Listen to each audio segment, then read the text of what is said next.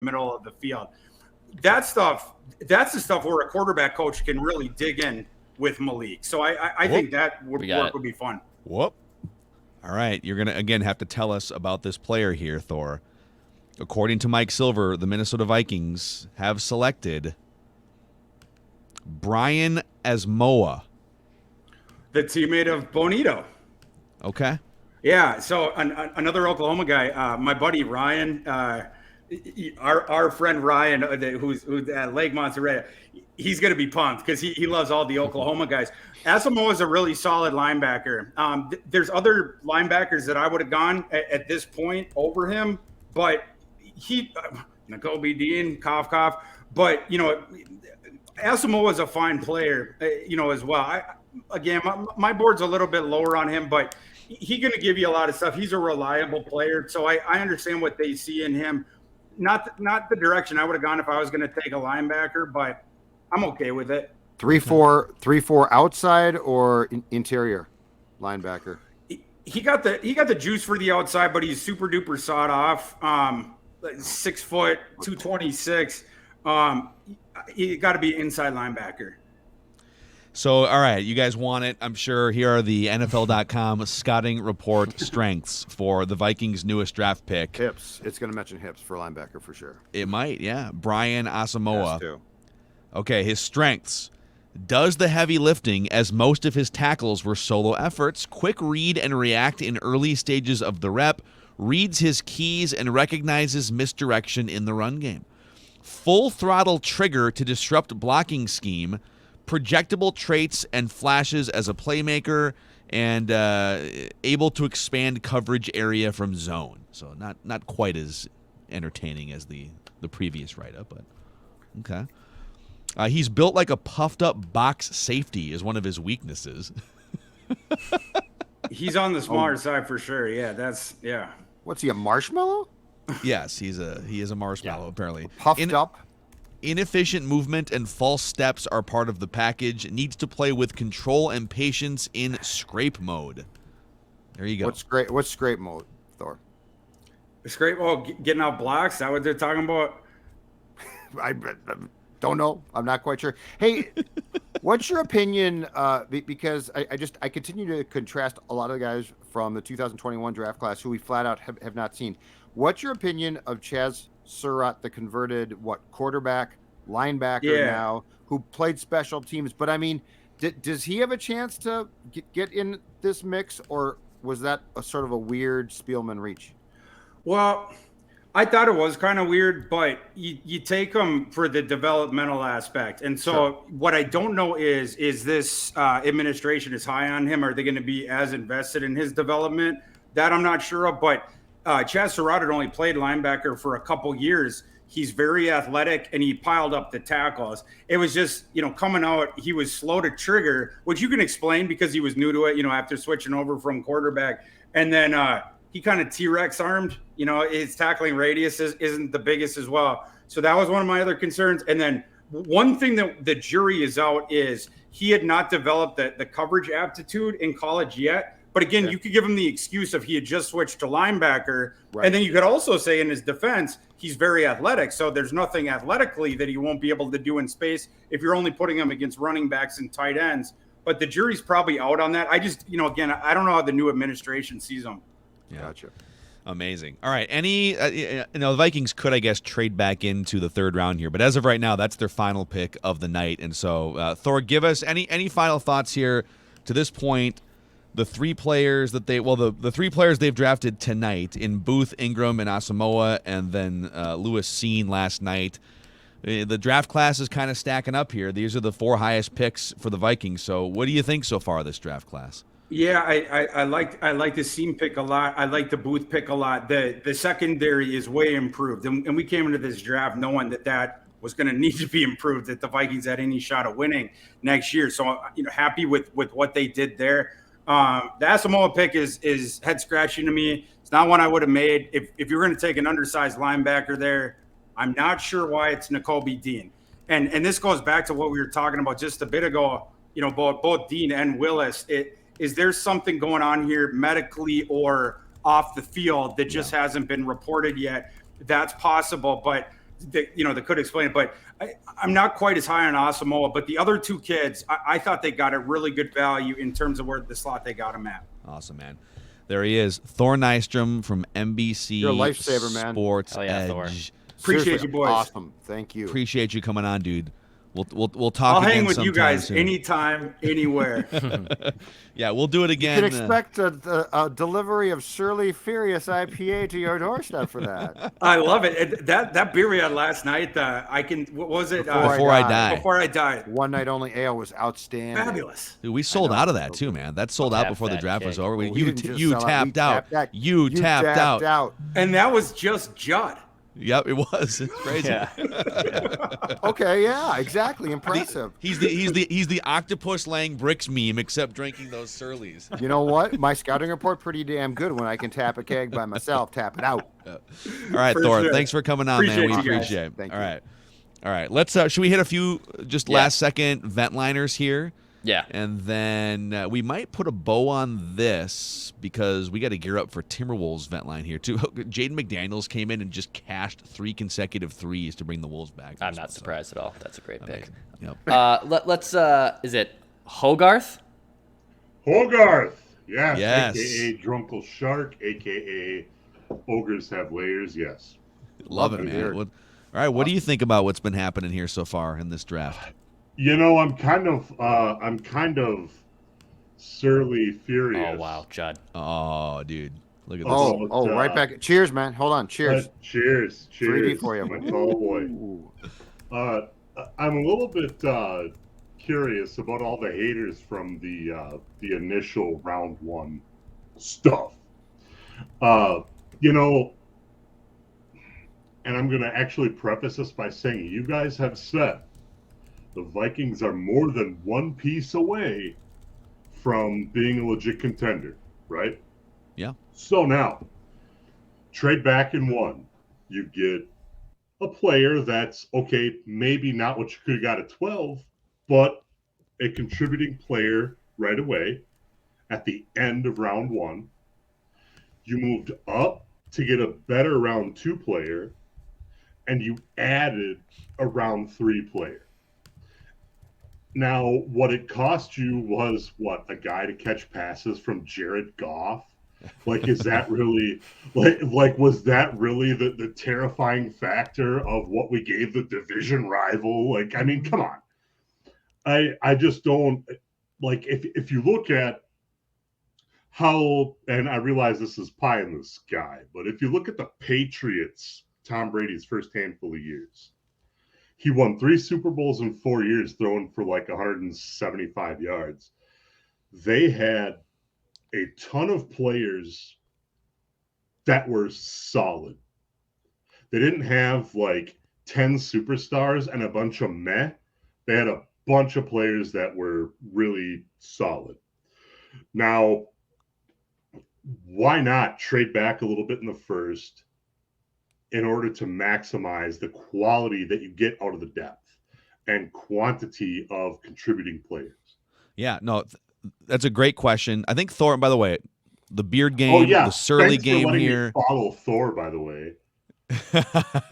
yeah. Here, we're gonna have Thor just speak in depth about every pick for 45 minutes, and then we're gonna bring Hogarth in here to top it. But thanks for coming on, man. Thanks, man. I think, and Thor kind of, I mean, Thor said in a better and more eloquent, smarter way than I did that this isn't a top heavy draft. There's not quarterbacks. This is more about second, third, fourth round.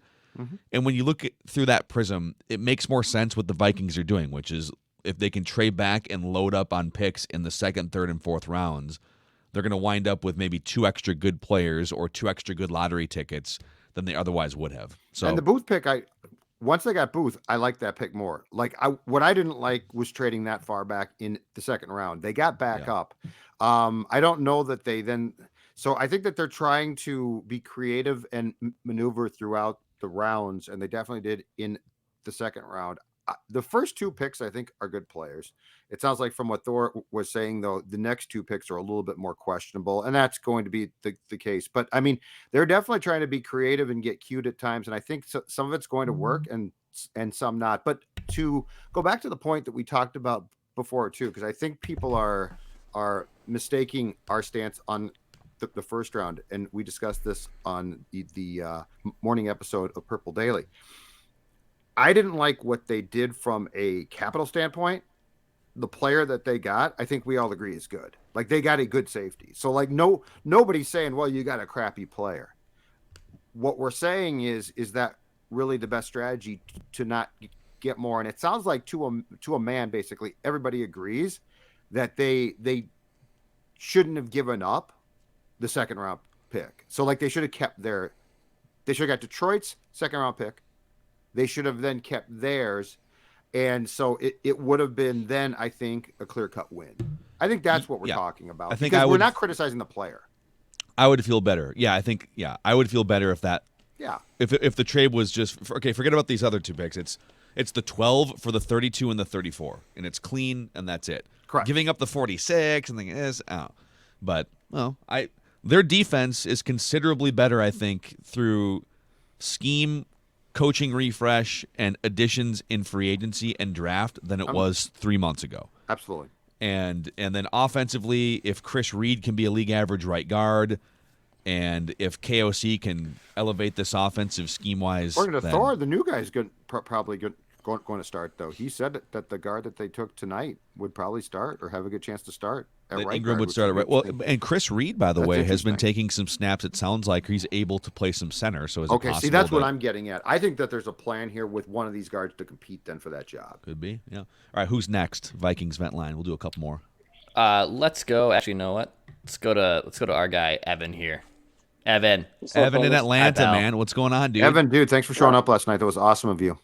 Oh man, thanks for having me. I'm got the Score North hat and the Surly shirt. I was rocking it through the Thank you. Minneapolis, Charlotte, and Atlanta airport for you guys. Love it. They're all like, "Where'd you get that cool swag, man?" Surly Brewing, man. Up in Minneapolis. My feelings on the draft. So I was watching the draft on the airplane, and I couldn't. I didn't have any access to Twitter or anything, so I just saw that we traded out, that we traded back up. And were you guys actually watching the draft feed? Like from ESPN tonight? Because they were, yeah. I had the NFL Network feed on with the volume. I was down.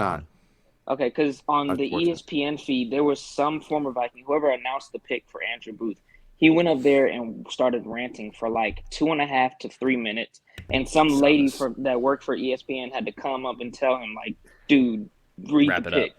Yeah, and he still was ranting after that. So the former Viking, right? Who was it? Ed can't remember his name. Marinero, who was on Hill Street Blues. What was he ranting about? A running back in the 60s. He was talking about like, oh, this is 50 years in the making. I got to come up here when I got drafted in 1945 after World War II. This is going on about it was very frustrating because I saw we traded out, didn't really know what we got. And then traded back up, didn't know what we had to give, and now we're finally on the clock, and this guy is ranting. And I'm just like, read the dang pick. Dude, just read the pick, guy. Yeah, come on. Yeah, but my takes on the pick so far, I've liked him. Booth was a steal at 42. He's somebody that I think we could have gotten first round in the 20s. Getting him in the 40s is awesome. I liked the offensive guard out of Oregon, but until you guys brought up Chris Reed moving to center, I was kind of concerned that we were getting too many guards without actually getting a solid replacement for Bradbury. But if Chris Reed can go in there and be a solid, center, and this Ingram kid can be a promising guard, I think we're ready to rock, dude. Yeah, there's pieces. There's pieces here. It's not pieces in place. I am contractually obligated to tell you the Vikings have cap space, and J.C. Treader is still available too. If you want a real starting center, if you just want to do the whole thing. And he's what, 32, so he'd be cheap, and he's probably going to be here for 1 or 2 years. So I mean, and that's the Frank Kirk's going to be here. Yep. So let's try to get. I know he's got like maybe some degenerative knee problems or something, and he didn't really practice last year. I don't care. You want to go home and just ice your knees for 5 days and come back on Sunday? Better than Bradbury. I'm sure Bradbury has degenerative shoulder problems from getting forklifted too much. You're right. They're just up by his neck 24/7. Oh my God, yeah, it's terrible. Awesome. Well, Evan, thanks for repping the brand. Thanks for making the trek from Atlanta to the Surly draft party last night. Appreciate it. And we'll definitely be talking to you again soon, man. All right. Awesome. All right, thank you, Evan. Let's go to one more here before we wrap David. this episode. What's up, David? What's up, buddy? It's been a long wait. It's been a long wait. It's been a long wait. Yeah, I sorry. was And then we really went to you, and serious. you stepped away for 30 seconds, and we went to you quick. So now we got you. All Oh, right. you know what's crazy? Like I'm actually a truck driver, so I was actually driving to leave work, and now I'm home now. So which is cool, fine.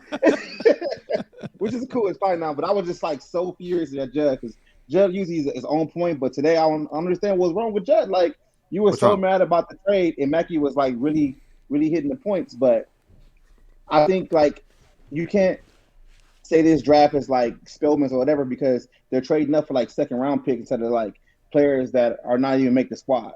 You know, the second round picks things like that are going to be good. And just like you guys said earlier, what Zimmer made a good point with there's no depth. Now we are trying to have depth with these guys because players are getting older and contract situations. And I'm not a contract guy, but when you trade down from like 12, isn't the money different to 30, Yes. 32, It's right? cheaper. So that means Yeah, you might have, it's a little cheaper. You might have more money after the draft is over to sign some kind of free agents that are out there, just like your guy, JC's Trader, because now your draft picks are solid a little bit differently. But like you guys know, I'm a California Viking fan. I'm kind of jealous of you guys. Like I got my Bud Light Viking beer, which is not cool. But The corporate. That's corporate. That's a corporate can. Yeah. I can't have with you guys, but I listen to you guys every day, all You're the awesome. time, and keep up the good work. And there's a lot of Viking fans out here in California that listen to you guys too. That's awesome, Cool, man. man. Well, David, thanks for Thank you. spreading the gospel, man. We appreciate Don't be it. too mad at me. You're good now, Judd. You're good now. All right. All right, Thanks, see you, David. Appreciate Bye-bye. you coming on, man. So, all right, guys. It's funny because we were gonna do. Let's just do we'll do a 30-minute thing, live stream, react to the first pick, and come back later. And the Vikings just started making trades, so here we are, almost 3 hours later. Just to put a wrap on this episode here, what are your final thoughts on the first 4 picks? My final thoughts are this. I couldn't stand the trade with the Packers when they made it. The fact that they went back up then and got Booth changes my opinion. I think that just from a pure standpoint of positions, the safety position, of which, as I told you guys before, I think they're going to deploy 3 more in defensive looks, and the corner position are far more solidified and deeper than they were when the draft started. I will sort of defer to Thor on the last 2 picks and say, I guess that's a little bit more of a wait and see potentially. But if they did get a guard who can start there, and like if this solves the right guard dilemma for a while, I'm pleased with that. So, yeah, I think that they're addressing that. The idea of a receiver in the first round certainly intrigued me. And this being a high-flying, high-scoring offense seems like lots of fun. But I will give them credit with at least 3 of the picks thus far. It does seem like they are addressing areas because the defense in 2021 was a definite mess. That's the happiest spin, the biggest smiley face that I can put on the first 2 days so far. Okay. Yeah, I feel like they've done a good job at least building up the draft, and I know I was questioning Mr. Adolfo Mensa on his constant trading back, and I still have questions and comments on that, but you know what? They made the picks. They traded up, so I do applaud him for it. I think getting Booth is an absolute good pick there, too, and we'll see on the other guys. At this rate, we'll see if these guys are legitimate players, but the Vikings need to fix their defense. They've taken 3 defensive players. I think this is going to be all right. I like the process here. I like the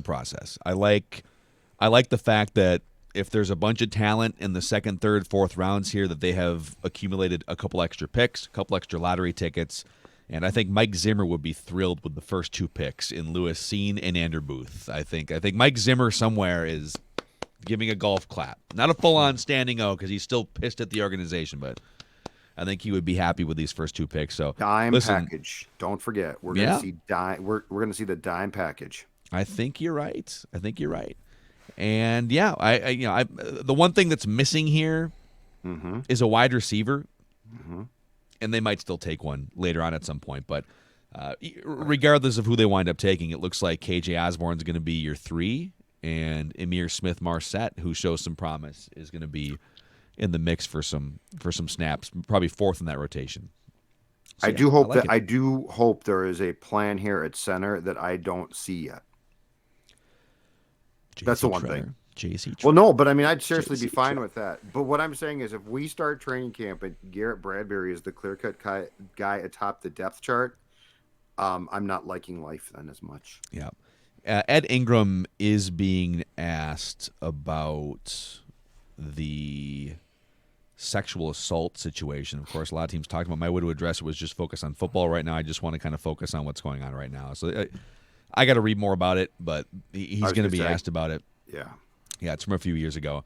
Anyhow, Thank you guys so much for hanging out with us tonight and last night. If you could click the subscribe button and the like button on the Purple Daily YouTube channel, that would be huge. And then later on tonight, we're going to be live on the Score North YouTube channel with a little Timberwolves vent line.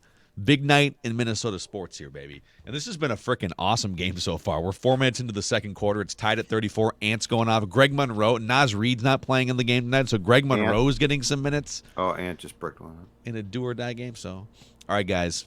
Appreciate you all. Thank you so much for helping us build this community at Purple Daily. And we'll be back probably tomorrow. See you guys. Daily Vikings Entertainment.